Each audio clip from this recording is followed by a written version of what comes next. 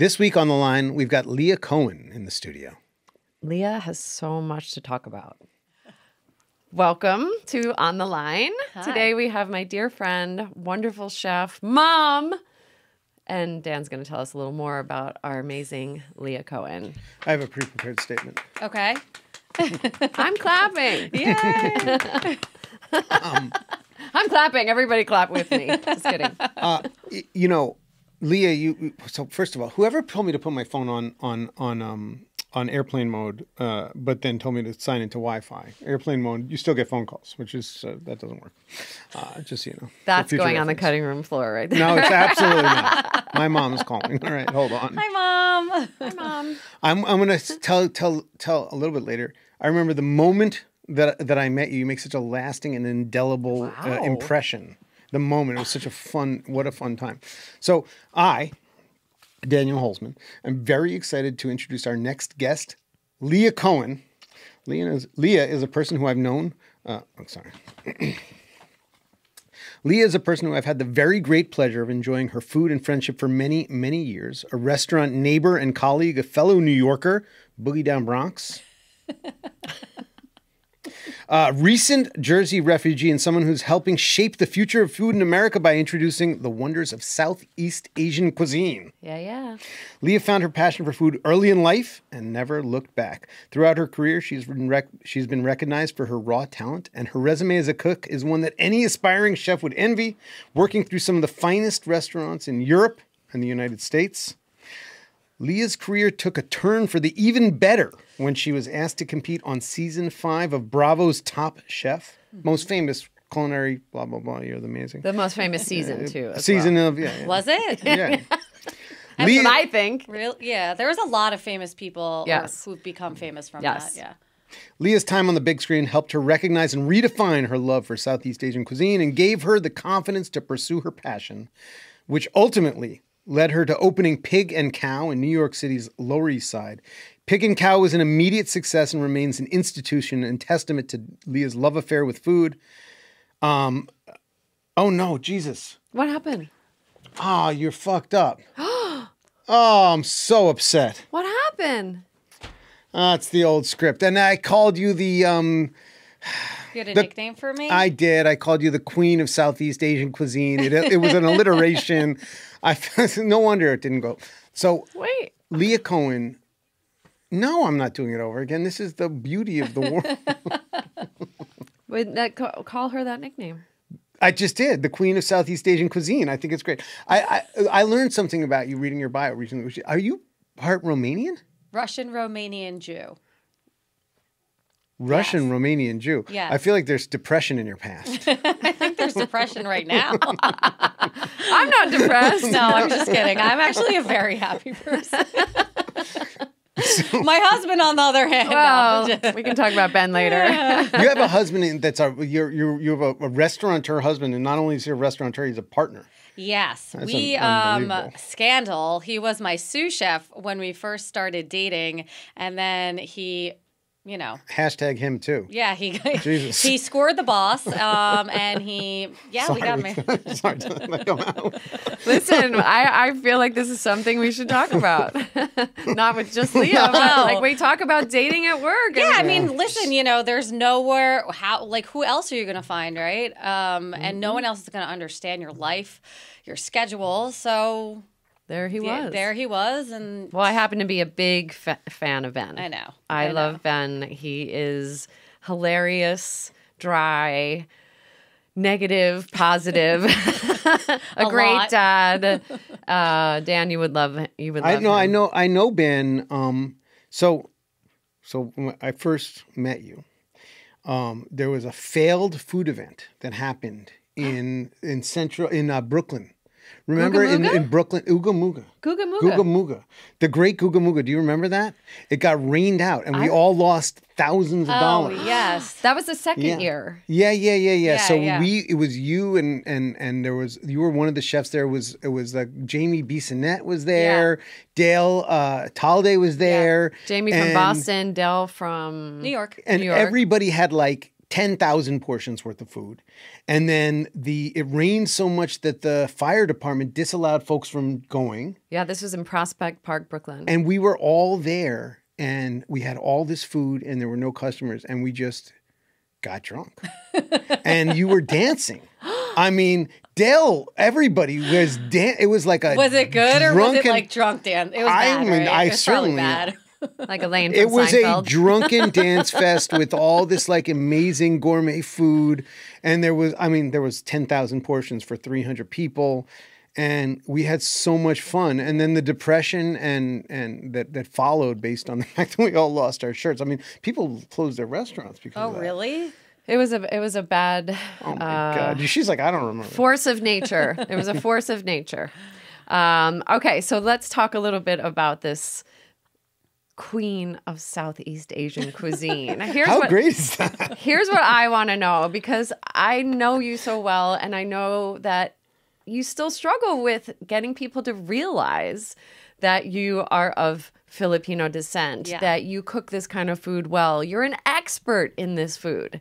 Like, how, aside from having multiple restaurants, can you get that across?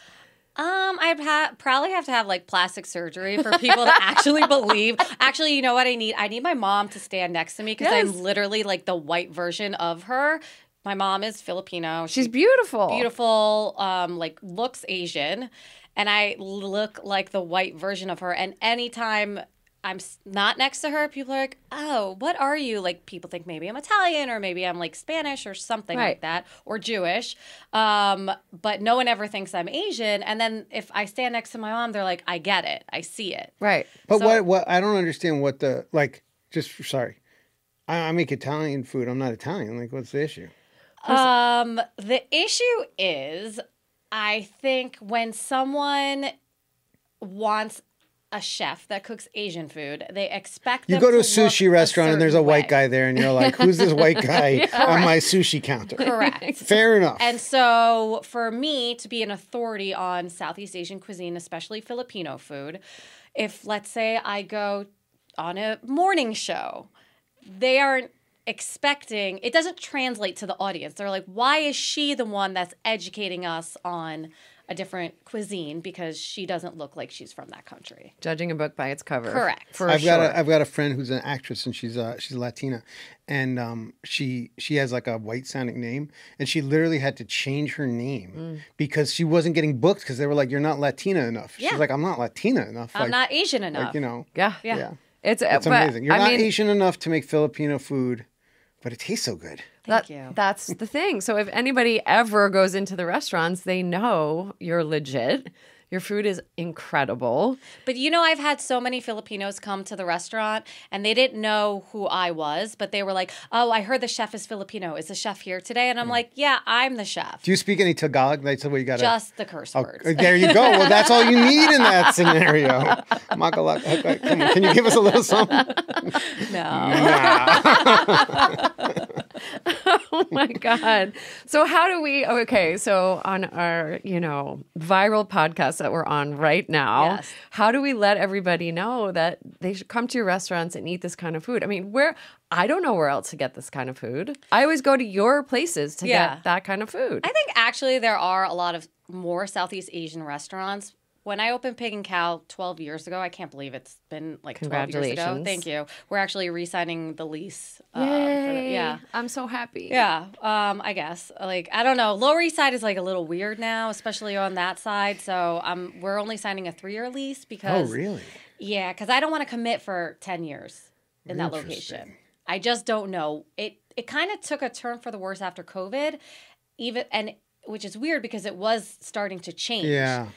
And then after COVID, it kind of went a little downhill. Yeah. So I don't know. I mean, it's going to come back. I think it's going to come back, and that's why we're only doing 3 years. But our landlord, like, there's no one else who wants to come in that space. So, but you're still getting people to come down there. I mean, people are eating there. Yes, I mean, so we're not as busy, but we are definitely busy. And I will say one of the things that's hard about a restaurant that's 12 years old is just how do you keep that buzz going? How do you keep people still interested in doing what you do? And I think because we are unique, yes, more people do that kind of cuisine where it's Southeast Asian under one roof, not like specifically Thai or Filipino. I think that helps us and has helped us stay in business. And we also try to be just super consistent. I also think lesson learned from lockdown is people didn't understand that if they didn't support the restaurant that was their local favorite, it would go away. Yeah. And I don't think people realize that something's gone until it's gone. Yeah. You know, and you're consistent, and I feel like people will expect you to be there always. Yeah. Hopefully. Yeah. You're an establishment in that neighborhood. And then, of course, you open Piggyback in a very different neighborhood. Completely different, kind of in your hood. Yeah. And you know how I feel about my neighborhood. So my neighborhood is technically Murray Hill in Manhattan. Very close to Empire State Building, Herald Square, K-Town. I won't give away my address. Murray Hill is where if you're young and Jewish and you come to New York City, that's where you first live. Right. So I'm on the west side of Murray Hill. So I'm probably a little closer to Koreatown. Yeah. And then where you are is a little west of that, closer to Madison Square Garden. Yeah. Actually. Yeah. So Oh, you haven't been there? No. I've never been to Piggyback. Okay. I think we opened after you moved to LA. So Yeah, I got out of Dodge. you gotta go. not only is the food amazing, the drinks are great, and then you have a fantastic event space in the back, which I've done a fundraiser in, and I've attended parties there. Amanda won a golden uterus. I did. Really? I won the golden Wow. uterus That's at spectacular. I said it was rigged only because I'm a sore Fundraiser. loser. It was a fundraiser. I'm so sorry. Can you? I need to hear more about this. Fundraiser the for- golden uteruses. It was a female chef and female mixologist got together, fundraiser for the Marigold Project, fundraiser for female reproductive rights. Gotcha. So I won the golden uterus, although we all won. I think your uterus is golden. I mean, It made two beautiful boys. it did. It really did. Okay, I'm just gonna. you keep you it and your quiet. non-uterine. Non-uterus over there. Just gonna quiet it up. Okay, so we're talking about Piggyback, Yeah. and that is in a neighborhood that's a little different than the Lower Easier, East more Side. accessible. There are tourists that are It's coming. weird as shit. That Oh, it neighborhood. is? It's super Oh. weird. So when we first we opened in January of 2020. So we were Perfect open. timing. Yeah, it was so great. I was Phenomenal. like, this is awesome. And we opened and we were so busy. Like to the point where I was like, we're never going to catch up. You know, that feeling? when- Yes. Yes. And then we got up real quick because COVID basically made everything slow down. It was And- illegal to go to your restaurant. How spectacular is Yeah, that? and It's we were illegal. serving Asian food, so you automatically were Oh getting yeah, well COVID. that is either that and the between that and the 5G, you're just Shotsky. And we closed the restaurant for like 14 months because it's in a neighborhood where it's all offices and Madison Square Garden drives the business. And no one was doing sporting events, anything. Concerts, anything like that. And it took a really long time for it to come back. It's definitely back, and now we actually can like do events and we book a ton of events, which is great. But Is that it the was- same food as Pig Khao or? It's a little bit different. So this is more like we call it Asian. I don't know, Pan Asian. So basically, Pasian. like Pasian. You heard it go. here first. I throw in a little like food from like China, Korea, Japan, like all these places I visited, but like never felt like had a home because Pig Khao is specifically Southeast Asian. So all my traveling to that part of the world. Sorry, I'm so sorry. Can you what is Southeast Asian? We'll define the. Southeast Asia is like Thailand, Vietnam, Malaysia, Philippines, Indonesia, that part. And then, yeah. Interesting. So then now you've expanded to like China, Japan, and Like, yeah, so I spent some time in like Hong Kong. I worked in restaurants in Hong Kong. So like some of the food that inspired me there, I brought to Piggyback. Yeah. And Korea and Japan. I want to go all the way back to when we sort of worked in a sister restaurant group, but after that, you did sort of check out and go to Southeast Asia. Yeah. For how long?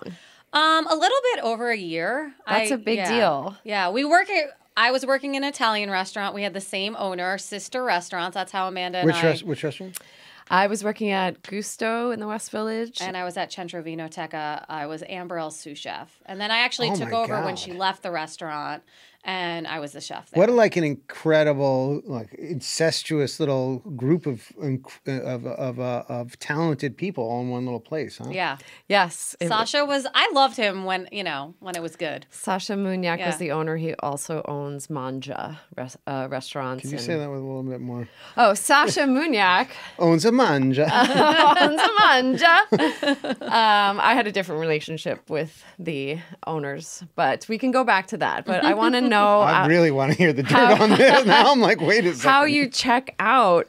You're in the middle of, your New York career. Top Chef had aired. Everybody's knowing your name. And then you check out for a year. Yeah. That's brave. Yeah, I did it on purpose because I just really didn't like the attention. Because I got like torn up on like Eater and all of like the articles like after Top Chef aired, and that was just like. What do you mean you got torn up? Oh, like. Well, first of all, I had like a showmance on, like, I like made out with some dude on the show. I didn't know if you were going to want to talk about I don't that. care about it. It was so long ago. And he had a girlfriend and I had a boyfriend who I wanted to break up with anyway before I went on the show, but I didn't. And whatever. I mean, I guess I didn't watch the show. I feel so bad now because I would have known. My husband has never seen the show, and it's great. Oh, really? Yeah, no, he doesn't watch that. He doesn't like that kind of stuff.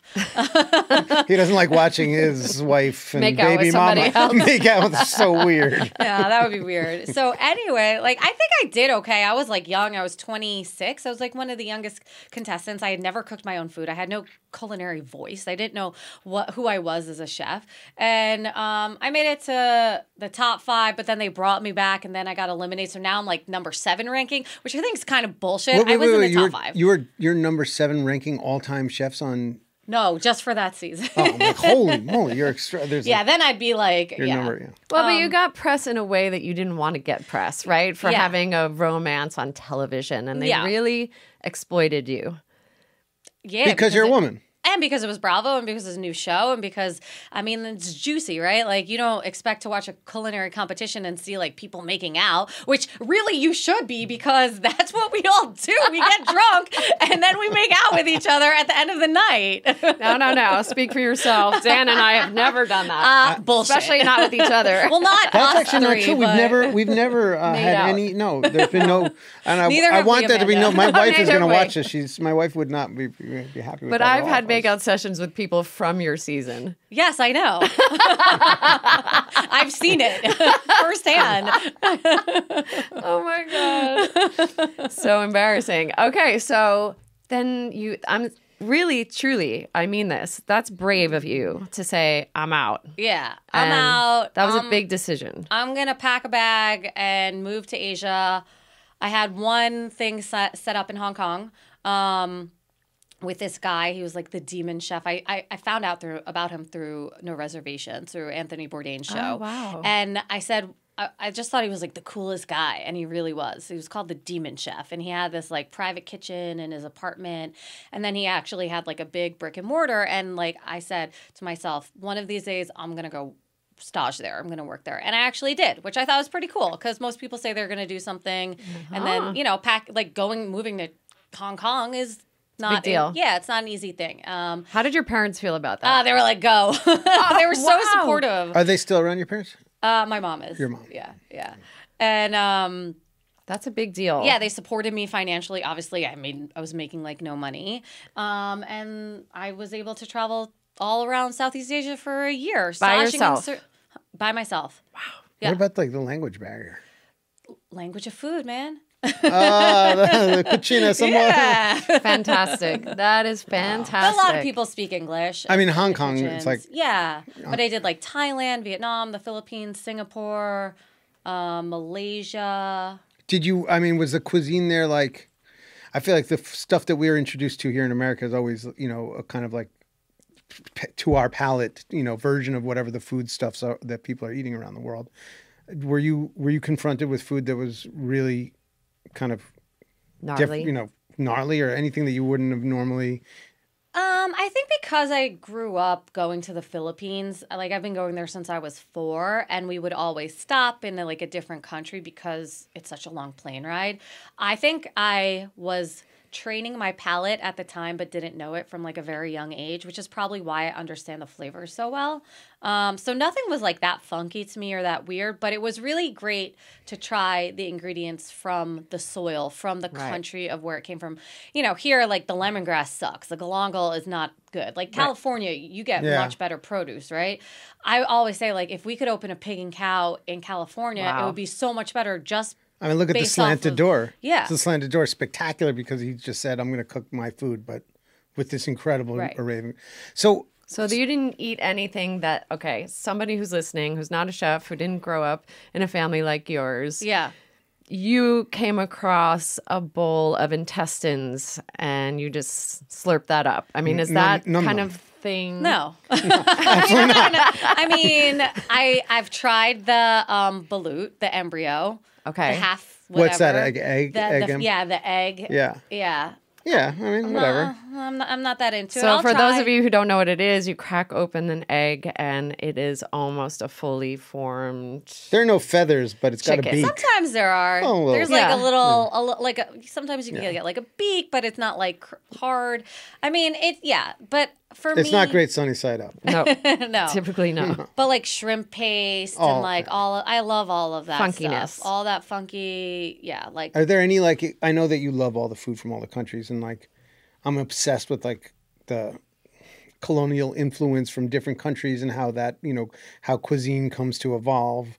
Are there any countries that you really love the food more than others, or like? Yeah. Thailand. It's my favorite. Thailand. And I hate saying it because I'm like Filipino, but I love Thai food is my favorite food. Really? Yeah. Have you been to the night market in Taiwan? Yeah. I've never been there. Taiwan is amazing. Taiwan is amazing. Amazing. That's like really high on my book. So talk about Thai food. What is it about Thailand? I think what I love about Thai food is it's just so bold and it just like punches you in the face but it's still balanced. So it's a lot of acid, a lot of vegetables, a lot of heat, a lot of herbs, a lot of funk. And it's just, it's delicious and it's so unique. Like, I don't know. I'm a lover of Thai food myself. Many years ago when it was probably my first line cook job in New York, I worked for John George Vongerichten when he had Vong, which was a Thai Vong. French restaurant. So it was a combination of Thai and in the French. Lipstick Building. Yes, it was. I had one of the best experiences there, and I was still really learning, balancing flavors and to learn how to use fish sauce and chilies and curry paste and shrimp paste and vinegars and sugar and palm sugar and all of those things to balance flavors I feel like every chef should go through that sort of palate training. Yeah. It's heat, it's herbal, it's everything without using salt and pepper. Yeah. And it's a completely different butter. mouthfeel. Right, or butter or olive oil even. Yeah. So it was, for me, a really cool training because I was obviously trained on French cuisine, which was the technique we were using. And then we're using all Thai ingredients and basing it on Thai dishes. Yeah. So it is that balance of flavor that not every chef trains on. Yeah. So you had that advantage. And I think one of the interesting things also with Thai food is the actual dish doesn't have to be completely balanced, but whatever you pair it with, because it's all communal eating, right? It's like family style. So if something is like a very acidic dish, then you'll have something else that is like sweeter and like richer. And so those are all supposed to balance. So as a plate, it all comes together. Correct. And I love that. Yeah. That's really very interesting. Yeah. So you got to order a lot and you got to go with a big group. Yes. Or, I mean, not, and just eat a ton of food. So I'm not going to let any cats out of the bag, but you probably have some new projects coming up in the future. Would you do Thai food? Would you go Thai forward? Only Thai? Yeah. No. Oh, you could call it only Thai. And then you could make it like a black tie affair as well. You got to dress up. I'm pretty sure there's no Thai restaurants called that. No, I don't think I would only do Thai food. Yeah. I think we're opening Pig and Cow, Upper West Side. You heard it here first, people. You heard it here first. Which is very exciting. It's been almost 12 years. Congratulations. And That's we're having a big deal. Second one. Thank you. Where is it going to be? It's on Amsterdam between 80th and 81st. So which in the EJ's luncheonette space? No. it was I'm so sorry. I mean, it this was is Haru. too much. Like Haru. Oh, yeah, yes, absolutely. And it's like across the street from Jake's Dilemma. Everyone knows Jake's Dilemma. I think they got like wasted there at some point. Yeah, who hasn't? Yeah. Even if you live in Isn't there an Ohio and Orwasher's you're Bakery listening. up there? Yeah, it's right there. Amazing. Yeah. That's great. That's fantastic. But I am putting more Thai food on that menu. Okay. Especially because I just got back from Thailand and yeah. And you're so inspired from that. Yeah. Where And were you in the city? Where were you in Thailand? I was in Bangkok. Yeah, just in Bangkok. I was there for like 5 days. So my husband and I, we flew into Saigon and we were there for 3 days. We went to Bangkok for 4 days and then we went back to Saigon for like a day and a half. And we were just doing sourcing for Upper West Side. So I got like all these plates from Vietnam. We got tabletops, chairs, street carts, all lights like from Bangkok, like all this. I mean, the space is going to be dope. And my husband's very artistic and like he's helping with the design. We have a designer, but it's like very much a collaboration of the two of them. And So you shop around and you say, okay, I want this, and this. Pack it up and send it to New York City? so no, we have a shipping container. We have a guy who is... You got a guy. We got a guy. I always got a guy somewhere. And it's funny because my partner's like, of course Ben has a guy in Thailand. I was like, no, I have the guy. Thank you. It's my guy. I have all the guys. I have the contacts. No, Ben has some contacts too. But one of my friends who owns a restaurant in Bangkok, he's been in business for like 20 years on like the 50 best list year after year. I met him when I went abroad and I did a pop-up at his restaurant. Oh, wow. And we've remained friends ever since. So he put me in contact with his guy and he is coordinating the whole shipping container and all of that. So That's exciting. Our street cart is being manufactured as we speak and then everything should be ready and we'll get it in like 6 weeks. So So well curated. And honestly, you know, I come from the heyday of when restaurants were designed and famous designers like David Rockwell were listed on the PR sheet. When we would open the door, everybody would know who designed it. And I don't think people take that much care as much anymore to go curate the tabletops and seek it out themselves. I mean, what do you think it adds to the restaurant to do that? I mean, I think Ben is like, he had a vision. Ben is my husband. Right. He had a vision and he... I think there's like psychiatrists for that. He was seeing something. tabletops in his sleep. What did he take? You know, he sometimes he feels like he doesn't get recognition and that he doesn't have a place because he's a partner, but he's not the chef and he's not the face of the restaurant. And so this is really his time to shine, for his creativity to come out. And he wants a cool space. Like the aesthetic is really important to him. And when we opened Pig Khao so many years ago, we didn't have money and we were on a shoestring budget. And we weren't even together. So he like kind of half did it after, he added some like elements, but after we were open, but this is like his thing. And he did piggyback too. So, cool. So yeah. I didn't know that was something he enjoyed. He loves it. Because it's hard to figure out what Ben likes. I don't, you guys, I mean, you're married to him, so obviously you love the guy. But I thought he's like a fun-loving, wonderful, charismatic, he's a front of the house guy. Well, he was. I mean, he was a cook. But he's a front of the house guy. Yeah, but he doesn't work like as a front of the house manager day to day. So he's. But I always felt like he was a gracious host. Like you go to the restaurant, and he's great. Yeah. No, he is great, amazing. And he really knows how to like. Enough Ben bashing people. I got your back. I would never. No, Amanda loves him. Are you kidding? Yeah. We talk aside. We talk outside of Leah. Yeah, they have their own relationship. We have our own relationship, and we got to have some travels together. Certainly not Southeast Asia. We went to Israel together. Oh, wow. Which was a fantastic chef trip organized by Herb Karlitz, who is... Karlitz & Co. A mensch. Sponsored by Karlitz. A mensch of a guy who basically called it Celebrity Chef's Birthright. Yeah. Oh, I love that. And it was quite an array of people. Yeah. I mean, so we had this incredible trip there, and that's a whole other side of your heritage, the Jewish cuisine. how do you ever incorporate that? Like, do you have a desire to incorporate that? She's like, I've got latkes on the menu. So that trip was the first time I'd ever been to Israel, which is crazy because Me too. I grew up, Jewish, and I got bat mitzvahed, and I should have done birthright. I don't know why I never did. And I actually was pregnant on that trip, and I didn't know it. And I had a feeling, but I was like, nah, I'm just going to keep drinking and smoking my cigarettes until I get home and take a pregnancy test. And then, yeah, I know, right? Yeah. I'm very responsible. If you're wondering what happened. We shared a wall of the hotel, by the way. We did. But, and actually the reason why I knew I was pregnant was because we went to the shuk and I got all these spices and they were just in the hotel room and it was like making me nauseous. I remember. And I was just like, yeah, something's not right, but let's just forget about that for now.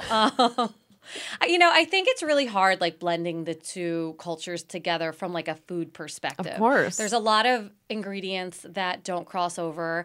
And one of the funniest things I remember when we first opened Pig Khao was like some random weird guy calls the restaurant and he goes, is the owner there? And I'm like, it's a Jewish guy. And I'm like, yeah, this is she. And he's We could like, tell by the voice. yeah, he's like, I just want to know, what's a nice Jewish girl like you cooking pig? And I was like, what? I was like, that is weird. But never on Saturday, though. Yeah, never on Saturday. On Saturday. And so for me, it was just like, it was one of those things where I just never really kind of fused Combine the two. Combine the two. But you grew up eating Jewish food? Yeah, and I'm obsessed with like Israeli Middle Eastern cuisine. I actually cook a lot of it at home. That's what I was going to ask you. And Adina Sussman's cookbook is one of my favorites. Shabbat, the new one, is phenomenal. I have that one She's too. got like 9 different kugel recipes. Yeah. It's spectacular. Shout out to Adina Sussman. And she was on that trip too. She showed us around. She took us to the market, to the shuk. Her pita recipe I make all the time. And I'm like Ben will be like, oh yeah, what are you making for dinner? I'm like, oh, I'm just throwing some pita together. He's like, what? I'm like, yeah, why not? Like, it's not that big of a deal. He was like, okay. But yeah, so I love cooking that kind of cuisine. But it just doesn't find its way on my menus. Yeah. I could see you guys opening like a traditional New York Jewish deli. Like you and Ben. In the Philippines. Okay, great. So my dad used to smuggle in Katz's pastrami and pack it in his suitcase, like 2 or 3 maybe, and also Russ and Daughter's smoked salmon. And he would just he would bring ice packs and whatever and put it in his suitcase, and he would give it to the senators. There was this that he was friends with. He was friends with a senator in Relay, and he had dinner with Imelda Marcos one time because they connected him. Wow. And he would literally bring Katz's pastrami and Russ and Daughter's smoked salmon to the Philippines. That's culinary diplomacy right there. Yeah. Send a salami to your boy in the army. We'll bring it with you. Yeah, but that is something that they definitely would they need in the Philippines. Like, you can't get good pastrami. There you go. Yeah. I'm trying to think of the chef. There's a chef in Los Angeles who's married to a Filipino woman, and they're co-chefs together. And he has a restaurant in the Philippines and does very well for him there. Oh, famous. He's got BC the Colette. bakery. It's not a bakery, but what is? He's got BC Colette, and he's got Mansky, and his name is Walter Mansky. Okay. And I forget his wife's name, but they've got a restaurant in the Philippines. Yeah. Interesting. Okay. So you have a lot. Okay. So you're in New York City. You're going to now have 3 businesses in New York City. Yes. I don't have to ask this for me, but I'm going to ask you, for the listener, why New York City? Why? I mean, number one, I grew up in New York. And honestly, I feel like New York is one of the hardest cities to own a business. And if you can make it, You can make it here, ladies and gentlemen. Make it anywhere. I think it's really, sometimes I get upset because I've never been really nominated for any awards, or, I don't get recognized as much as some other chefs. But for me, the satisfaction of having a restaurant in New York City that has been open for 12 years is good enough for me. And most people can't say that they have that. I wonder why that is, because Pig Khao is a phenomenal restaurant. I mean, it's not just a good restaurant. It's a really great restaurant, and it's been there. It's been and you've broken ground. Yeah, you'd have to dig into the politics of that. Think it's. You think so? You think it's because of the Asian cuisine? I also just don't play the game. I don't kiss people's asses. She's like shaking her head over here. Is it a woman thing? Is it a We have cuisine a PR thing? person in the green room. We can talk to Jesse, our producer, after to pick his brain about it. I don't know. I don't know these things. I'm like a white I mean, guy. I think that there's always like media darlings, right? And there are people who, but I've actually noticed that these media darlings that like kind of just like blow up, they sizzle out pretty fast too, and their restaurants don't stay open. So it's like, which would I rather have? Like great press for a couple of years, or a restaurant that's, you know, made it through Hurricane Sandy and COVID and is actually doing well and makes money. Teach a horse to fish and he'll drink for his life. Is that the saying? that's I'm really how it bad at goes. saying, Yeah, so I don't know if that's definitely not it. Sounds good to me. But I think as we grow and mature, and I'll speak for myself, is like we leave a little bit of that ego behind of wanting those accolades and being okay with just being successful business person. Yeah. You know, and which you are in so many ways. I mean, you have multiple restaurants, you have a cookbook, you have a presence on television, multiple shows that you've appeared famous in girl. and been on. No. And okay, everybody, you're a mom of two very strong personality driven boys. Yeah. That's a lot. And I feel like you know, some people, it's like some working moms, like they don't really get to spend like a lot of time with their kids. I can honestly say that I spend, like, I'm very involved in their lives, which I think is good because I have the ability, because I don't have to be in the restaurant every single day. I can, you know, I have a flexible schedule, and I can,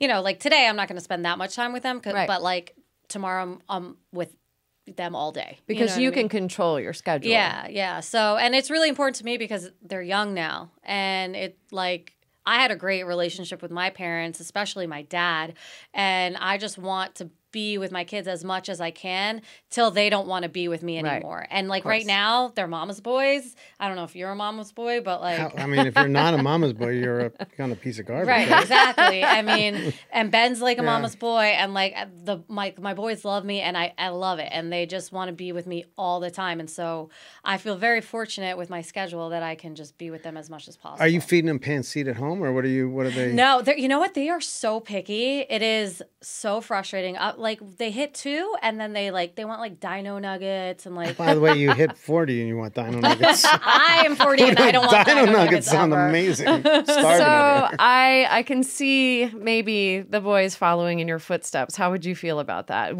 Do you want that to happen? Would you nurture that? Do you want them to stay absolutely out of the restaurant business? Well, I named one of my sons Baker, so I feel like that's the obvious choice to go in there. So it's going to be Carter. But I mean, yeah, as long as they know that it's hard work and they're going to miss out on like a lot of holidays and hanging out with their friends, and you know. But you started this thing going like, oh, the restaurant business. It's just like you get punched in the face over and over and over again. It's one of those things that you just have to truly love, and as much as like I say I hate it, I can't imagine doing something else. It's just like you'd have to get a job. I'd have to get a real job. I'd have to get a job. What would I do? Yeah, I mean, it's just frustrating at times, and it's always changing, but so is everything, and it's like you just have to adapt. And I think COVID really just kind of got everyone super defeated and really reevaluating whether or not this is what they want to do for the rest of their life. It was an opportunity to definitely stop and say, hey, we have an excuse to bow out gracefully. Yeah. And if we're going to keep on going, it better be intentional. Yeah. Because the first time around, you know, we've got all these aspirations. And then once you've done it and you know what it's like and you do it again, it's nobody's fault but your own. Exactly. No one pulled the wool over your eyes. That was it. Yeah, for sure. I just, you know, what do you think? I think about this a lot. What would you be or do if you weren't a chef? Because I can't imagine what I would do. Is there anything? So excited to be a plumber. I mean, like I'd have the great. I smell good plumbing company, leaky faucets. I've been thinking about this for years. The you know only how thing hard I it is to get a ever good thought plumber? about was being a refrigerator repairman. Oh my God! After I started to learn how to fix them myself in restaurants, you'd be a pretty refrigerator repairman. You get hit on all the time. It would be exciting. I don't know. I really don't know what I would. This is your passion. You're sticking with it. You love it. I do. That's the only thing you would ever do. I love it also because I don't have to be in the restaurant every day. Which, when I open Upper West Side, I'll have to be there a lot. So, but it's so funny putting on my apron and getting into the restaurant is the hardest thing that I can do. And then once I'm there, I never want to leave. And I love it so much. But for some reason, it's like I've got such a resistance to just tying my apron and like putting, because I know that once you're in, you're there. That's it. You're going to smell like the restaurant, the whole thing. Yeah. I miss putting on a uniform. Honestly, I used to love that. I don't love. I'm so old school now that it's just an apron. That we as chefs, when we appear on television, we're wearing street clothes. I loved the classic chef uniform. I loved putting it on. It got me in a mindset, and I loved wearing it all day. It was like I was in my pajamas. You were wearing a double-breasted chef coat. Yep. Wow. And did you have your name on pants. Well, when I got up and when I got to be the boss, when I climbed the ladder, it did. But, we do stuff on TV, right? We've all done television. Yeah. How do you feel about the television aspect of your career? I know you have some love-hate relationships with it. You just recently were on Great American Recipe, which was on PBS. Mm-hmm. You've done a lot of competition. You've done a lot of competition on Food Network. You started out your television career on Top Chef. Yeah. Where do you see it all going now? What do you like about it? I mean, honestly, I wish I was doing more TV. I think we would both say that. I mean, you do. And you tell me why, because I have a perspective about why I like it. Well, you do way more TV than I do, but well, it's not a competition, Leah. No, it's not. But I would say for me, I think, it helps. Number one, it helps the restaurants, right? Like the more people who know you want to come to your restaurant, and it helps business. It also helps with other opportunities like opening other restaurants or other businesses, or having your own cocktail line, or, getting a second cookbook or anything, because right now as a chef, you have all this opportunity to make money outside of having a restaurant and just being a chef, right? And so I think that just having that notoriety on TV opens a lot more doors for you. Right. However, social media also does the same thing, which is why I've been trying to lean in more into social media. I love your cooking videos. Thank you. And by the way, I cook from those cooking videos. So it's not like you're just a pretty face. Thank you. Well, that's the thing that kind of upsets me is like there are a lot of content creators. I'm not going to call them influencers anymore because I don't like that. Content creators who make food and their recipes don't work. Yeah. And so that's really frustrating as like, a trained chef.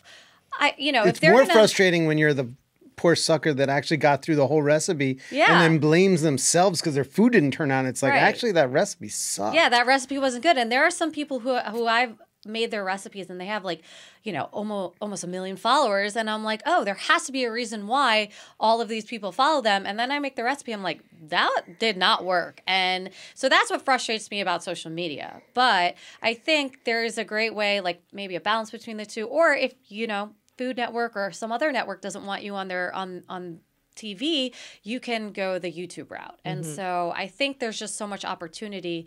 But I think, you need like 9 side hustles nowadays. The number 1 rated show, most watched show last year was a YouTube show. Yeah, I believe that. Yeah. I mean, the next generation is not even using television. I canceled my cable. Yeah. I canceled my cable. Sorry, Verizon. You're charging me too much money. But and I traded it for 45 different subscriptions where I can't find any. It just cost me more. Yeah. You've cooked on television. You've judged. You've hosted. Yeah. Which one would you like to do again? I mean, I would say the competition is definitely not my speed. Okay. I don't think... It took me a really long time to accept that not being great as a on-camera cooking competitor meant that I was like any less of a chef. Like I always thought that I was like not as talented as other people because I was not like great on cooking competitions. And it's a very specific... I mean, weren't you just on Beat Bobby Flay? Like that guy's... I was judging.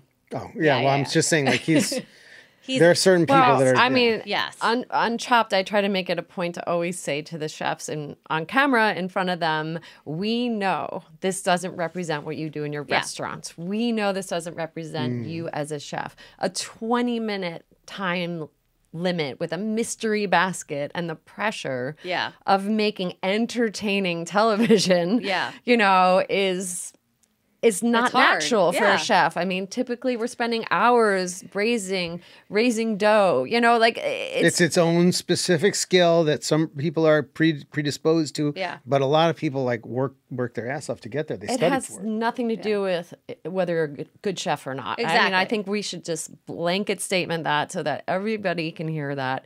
Every listener can hear that. And I don't think anybody goes to anybody else's restaurant because they're a good competitor or a bad competitor. You know what I'm saying? No, but I think like mentally it gets in your head Of when course. you like just keep losing Of and you're course. like Ferrari wins the race. They sell cars on Monday. That's like the way it works, right? Yeah. So, well, no question. I mean, I've lost every competition I've ever been in, so I'm like, I know this. I won't compete anymore because I'm like, I like to cook very slowly and methodically. I still, I'm the same way, and I like to do a ton of research of like just.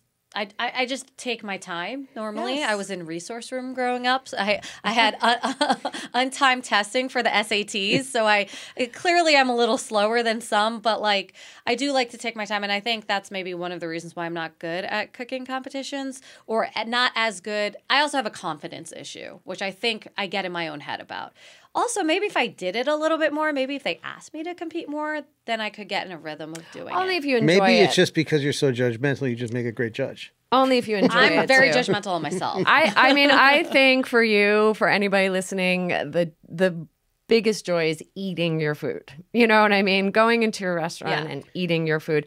I love seeing you on television. I love being there with you in the green room, and I love being on set with you or being somewhere else with you. But honestly, like I think that is not the marker for how good or of a chef you are. Yeah. It really isn't. And look I at mean, you the with marker is 12 years. Your restaurant's still open. successful That's it. restaurants, opening another one. Everybody should be so lucky to have one of your restaurants in their neighborhood in New York City and hopefully in other cities. Philadelphia, please. I got a call on Friday about spaces. So Philly. Can I- Big can shout I out ask to you, Philly. We're going to have to wrap it up pretty soon. Oh, So, no, Dan, I've you got have a one question. more Yeah. question. Only Dan, one more question? That's all you got. I was going to ask Make you it if work. you ate that amazing crab omelet from that lady in Thailand. J5, Yeah. I got to tell you, this is going to be an extremely controversial statement. It's not that good. Oh my And with that, everybody, The Leah. technique is amazing, but it needs like a sauce and not the sweet chili sauce that she serves with it. Yeah. Woo, you heard it here first. You heard it Sorry, here last. J5, I love you though. There's so much on- other good food on her menu. And On the Line. Thank you, Leah, for coming in. Thank you for We love having you. me. On the Line was recorded in New York City at Dubway Studios. Thanks, Al. Our studio engineer and editor is Mark Frangelo. Our theme song is an original composition generously donated and played by Chef John DeLucci. Our producer is Cindy Augustine, and our co-producer and publicist is Jesse Gerstein. That's all, folks. Thanks for listening.